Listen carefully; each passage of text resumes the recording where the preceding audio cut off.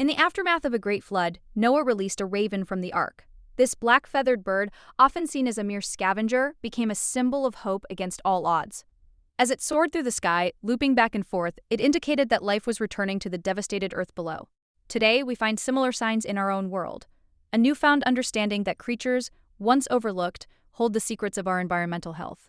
Like the raven, these unexpected messengers reveal the whispers of nature's resilience. So, what's the lesson?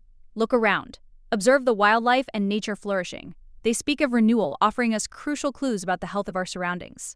Let's take these signs as calls to action to not only understand but protect our fragile planet. The raven's flight was a message of hope.